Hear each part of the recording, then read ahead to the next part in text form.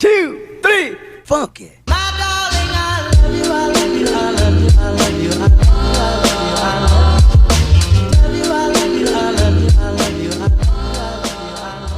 Hi, so before this interview gets posted, I'm currently editing, but I wanted to pop in and say that this was such a great experience for me and literally love Miss Val, okay? Literally look up to her my whole life. But I forgot to mention that she is a 7-time NCAA champion coach and she's the Pac-12 coach of the century. So it was kind of crazy and I was super excited. So, yeah. How are you? I'm good. This is such an honor for me.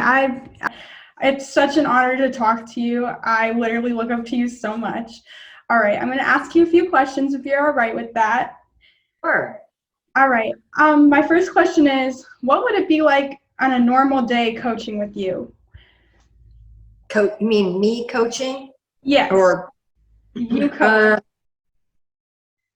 Well, the night before, I would always take time at the end of my day to have some quiet time, reflect on what's the goal for the coming week, and how can we get 1% better tomorrow, and then make sure that I was really clear with how I wanted to start the day with student athletes. So, because we would line up at 7:45 in the morning, and not awake yet really, and train that early.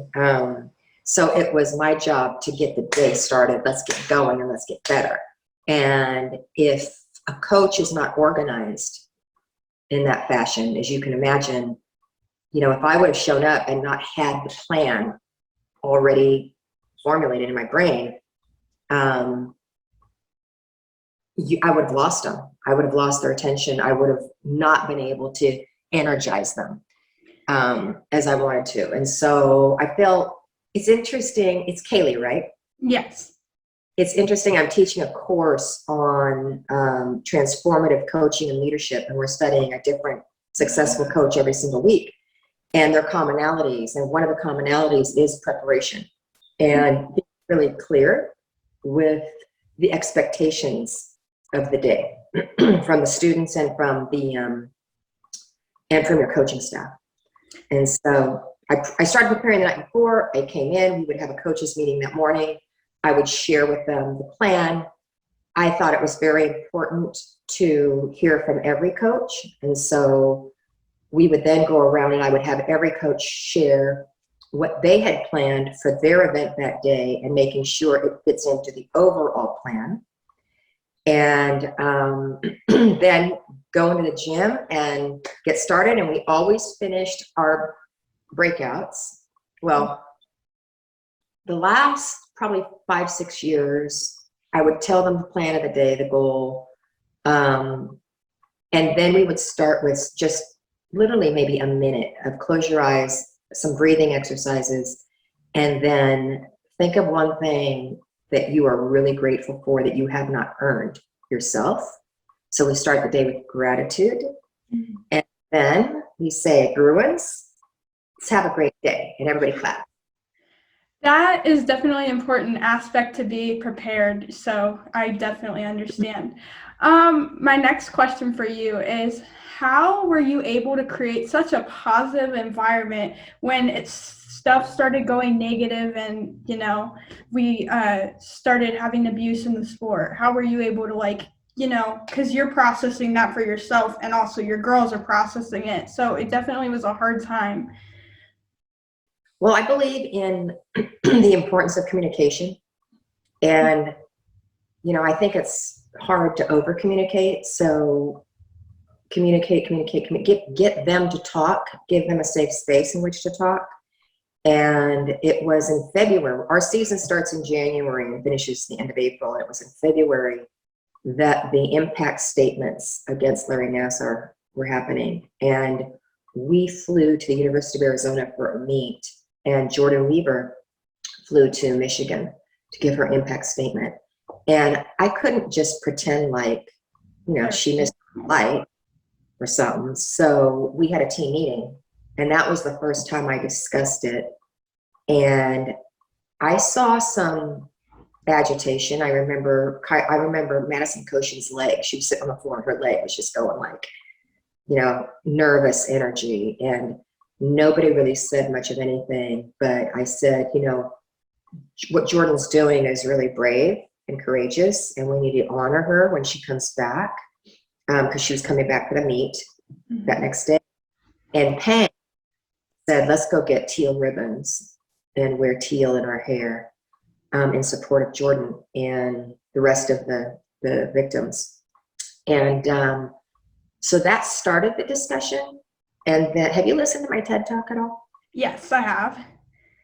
So that whole story about Kyla Ross coming to my office and telling me that she was a victim of Larry Nassar, those meetings, team meetings that I had, I didn't have many of them, but we had like 2 or 3, just gave her the safe space to stop and think, am I a victim or not? Because she didn't realize it. Jordan didn't realize that she had been victimized until 3 days before she gave her impact statement. So it's not something that she's been listening to forever in her head. And to see them, as Kyla said, I literally felt like myself walk taller as the season went on, simply because I had been heard. And I could see that in the rest of the team. Give them words to their emotions was very empowering for them.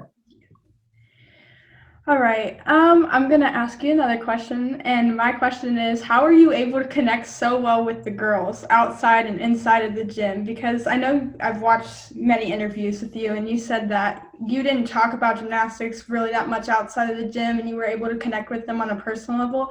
How are you able to do that? I think that I think the beauty of not talking about gymnastics outside of the gym reinforced the fact that they are human beings first.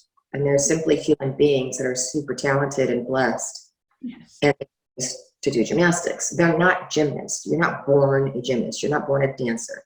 You're born with talents, and you chose to do these things. And when I was growing up dancing, I wasn't your typical ballet dancer. I wasn't super thin. I didn't have good turnout. I wasn't flexible. But I came alive on stage. And my ballet director said that even though it drove him crazy that I had so many extracurricular activities, and sometimes I wouldn't come to rehearsal because I was going to homecoming or prom or a Greek event or something like that, he said, I brought all of those experiences to the stage. And that's why I was able to come alive on stage. And I felt the same about my student athletes, as if I could fortify them, all of them, and their hobbies and their. So when you start talking, if I'm talking to an 18-year-old about, what are your hobbies? What do you like to do? When you're not in the gym, and sometimes they'll say, I don't do anything but school and gymnastics. And then I'll say, well, what are your interests? I like to go to the beach. Well, great. What do you like to do at the beach? I like to read. What do you like to read? And just open-ended questions to get them to do a little bit more self-examination. And I think that's where the trust came. And that's where the enjoyment came. Like, I really enjoyed them, and I think that they enjoyed having conversations with me about. Yeah, definitely. That also is very important. And I thought it was really cool how you were able to connect with them, because a lot of people can't do that. And you were just really talented with getting to know them. What kind of damaging effects did you notice when the girls came from elite gymnastics to college? They all came with their own history. We all process life through our own lens. So even though they had the same shared experiences on the national team at the camp, they processed them differently. They processed them because of their family history differently. They processed them with how their parents would relate to what they would tell them.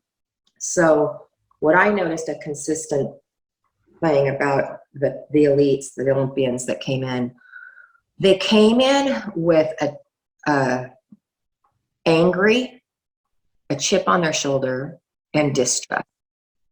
And the hard part, I remember thinking was, okay, I need to be able to honor them and their past and their stories and their truth because it is their truth. But I also need to figure out how to galvanize them and make them accountable to the team rules. And that was exceptionally difficult, usually their freshman year, because they're rebels. Like even Caitlin Ohashi came in and said, I don't want to be great again. It's like, well, okay, I got to figure out how to help her want to be great again, or then she just gets to be a part of the team, because people can't just pick and choose how much they're going to show up each day. Yeah, I got the opportunity to meet Caitlin. Actually, she is the sweetest person ever. It's crazy how you describe her being so lost, and when I met her, she was so positive. I love her. How did you personally deal with like learning of abuse in the sport? I mean, it's always been around, but especially when it was at the peak and it started to become more public. Well, I took a big chance and I published my letter to USA Gymnastics, Time's Up USAG, on my website. I knew it would have some repercussions. I didn't know to what extent, but I remember talking to my assistant coaches, Chris and Randy, and saying, I don't know how this is going to affect us. You know, obviously some top elite coaches aren't going to be too thrilled with this. The ones that really adhere to the Marta Caroli style of coaching. But both of them, Chris and Randy, said, we support you. I support you. And, you know, whatever fallout we have, we have. There were a few coaches that did not allow me to recruit their athletes after that. And on the day that I retired, they contacted Chris and said, the day that I announced my retirement, they contacted Chris and said, we will now allow our athletes to consider UCLA now that Valerie's gone. First of all, there's nothing wrong with that. I'm like, you're going to allow, you really? You're in charge of where that athlete goes to school. So you're going to allow it? And then I've yet to have been able to have a conversation with any of them to say, what about my statement did you disagree with? Because I didn't call out elite coaches. I called out Steve Penny. Right. And I said it was the head of the monster. It wasn't even Larry Nasser. It was Steve Penny. And I didn't call out the elite coaches. But they said I threw every elite coach under the bus. I was like, no, I didn't do that. Mm-hmm. No, it wasn't. I mean, we definitely saw some abuse from elite coaches too, but it was more of like just, you know, the organization itself being so problematic. But I really appreciated you speaking. But you know what, Kaylee, it was very simple in my eyes. The organization that we're talking about was very, very, very small. Mm-hmm. President, the vice president, Kathy Kelly, and the national team coordinator, which was Marta Caroli. So it wasn't like this organization was hiding all these facts. Yeah. Later on they did in 2015 when the emails started flowing. Yeah. But before that, it was simply those Steve Penny and Kathy Kelly giving Marta full autonomy because she won. And that was the impetus of my TED Talk, is all winning success. Yes, definitely not. But you were able to be so successful without, you know, causing these things. It's crazy to me. Kind of talking about your TED Talk here. What tips do you have for being successful in a sport or in life? Oh, okay. Well, first thing that comes to mind is Coach Wooden's pyramid of success, and his cornerstones of success are industriousness and enthusiasm, hard work, and your attitude. Mm-hmm. And anything you do in life, if you show up with a great work ethic and enthusiasm to get the job done or to learn something, you're going to be successful. Yeah. It's not more. Yeah, definitely. That's very important. What advice would you give to a young coach going into coach the sport? Well, the first thing that I would say is what not to do. And that is, don't pretend to have all the answers, and don't even think that you should have all the answers, because there's no coach that has all the answers. There's no coach of any sport that has all the answers. And I think it's really easy for young coaches to posture that they do have all the answers, because you're supposed to be the leader.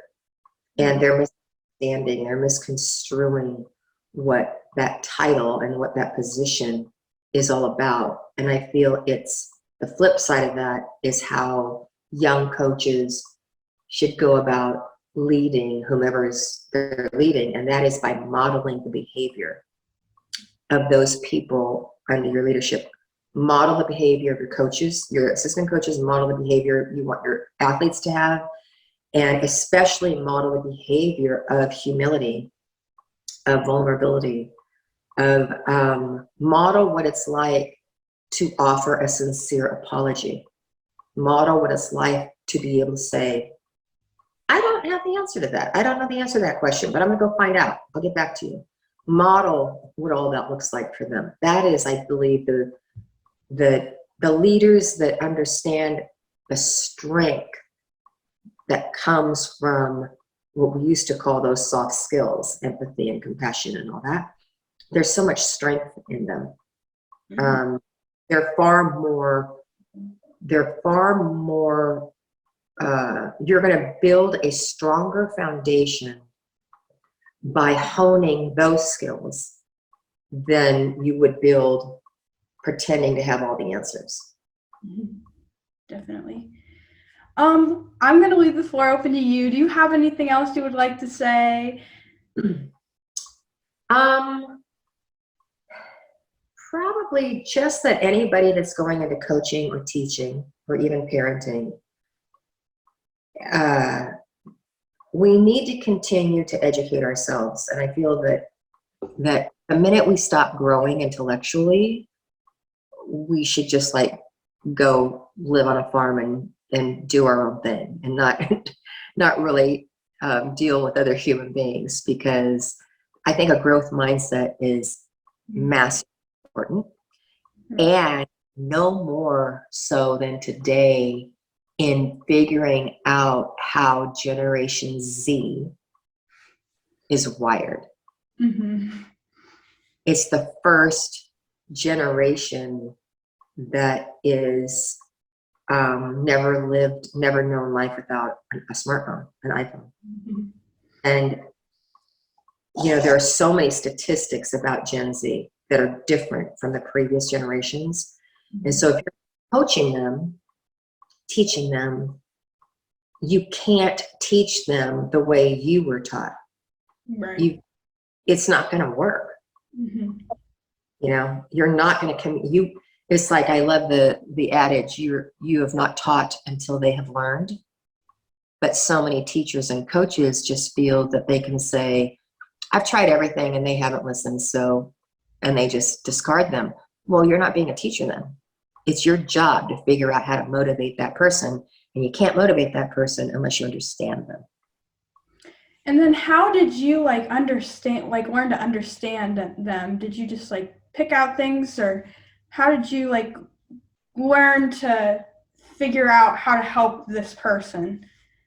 I had a ton of meetings. We would have individual meetings and we would have team meetings. And in the team meetings, I got to a point where they did trust that they could speak up in the meetings without there being retaliation, and say, okay, this is what I'm seeing with our team. This is the energy I'm feeling. Do you guys agree or disagree, first of all? And if they disagreed with me, I would say, why am I seeing this? Why do you think I'm feeling this? And have an open dialogue and open conversation. And I really feel that when you bring athletes into the equation of how to have a solution, they are then that much more engaged, and then you got buy-in versus telling them what to do, dictating, you know? And so we all want to be heard. We all want our voices to be heard. And it was through that line, it was important to be able to say, I hear you, but I don't think that's going to work in leading an entire team. So we're going to move forward this way. Do you guys sense any red flags with that? And just bringing them into the conversation. It's a totally different dynamic than how coaches have coached up until probably the last 15 years or so, 10 years. I agree, and that's how you're so successful. I cannot talk today. Yeah, I mean, you just really changed. Like, I know you've heard this so many times, but you've really changed the way that gymnastics, the sport itself, and how people coach by your coaching techniques. And I really look up to you for that. Is there anything else you want to say before we go ahead and hop off here? No, Kaylee, I think that I have nothing more that I want to share about coaching. You're free to contact me again if you'd like. But like I said, I believe in a growth mindset, and that growth mindset starts with being curious. And so I want to compliment you on the questions that you have prepared, because you obviously you've done your homework. They're well thought out, and you asked questions that come from your own personal curiosity. So because of that, you're going to be fabulous. Oh, thank you so much. I've really enjoyed talking to you. And like I said, I've looked up to you for so long, and all the girls that were on your team, and you're just amazing. But I do want to go ahead and hop off here. I have to go work. But okay. Thank you so much. Great day. And feel free to contact me if you have any more questions, okay? Okay, I will. Thank you. Bye-bye. Bye.